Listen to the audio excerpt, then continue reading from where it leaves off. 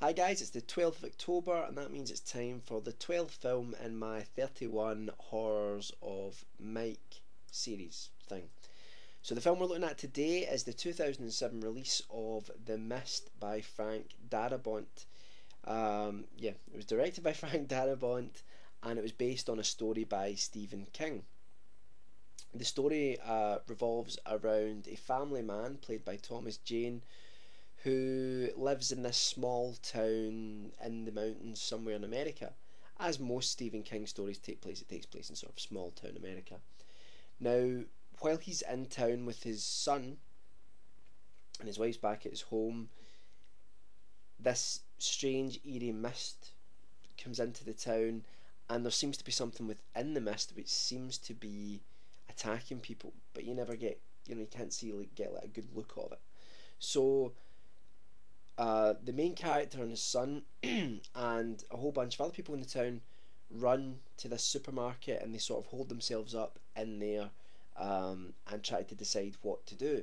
The film then plays out as you have some people within this group exploring the realities of the situation using science and rational thinking to try and get their way out of this situation. And then you have the other people who turn to religion and superstition, starting to believe that this is some sort of apocalypse which has been brought upon the town simply because people have been bad or morally corrupt. And they then start to think that perhaps they should start punishing people and this will go away. So the film studies a really important aspect of humanity, of society, sort of science versus religion, and that's played out beautifully. That part of the film, it's really really well done. All the actors in it, all sides, do the material, a real justice. The effects for the film aren't the best, but what I would say is that the film was initially intended to be like a sort of B-movie monster film, and it was meant to be filmed in black and white. That's what Frank Darabont wanted to do. When you watch and there is a black and white cut which is available on the DVD.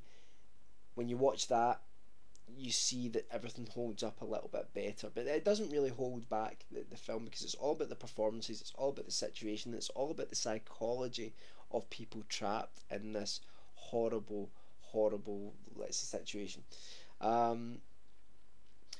I think that what's interesting about the film is while it is visually supposed to be like a sort of B movie, it's really grim. It's a really grim film. It's really dark, and in fact, Frank Darabont had his idea of the end of the story, which isn't in the Stephen King story. It's alluded to, but you don't. It's not actually there, and Frank Darabont said, no matter what, we're only making this film if I get to put this ending on it. The ending is very controversial.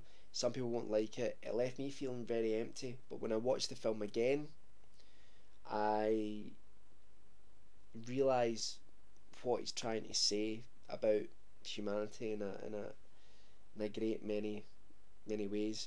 I don't really want to go into it though because I don't want to spoil it for you. So it's an enjoyable film.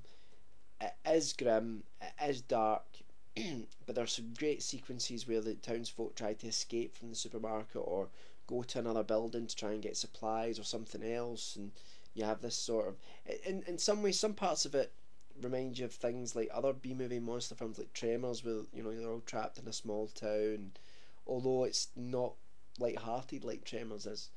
It's very very dark, and but I really would recommend it. Frank Darabont has done phenomenal things with Stephen King stories. He did The Shawshank Redemption, which is phenomenal, The Green Mile, which is great, and The Mist, which is really good.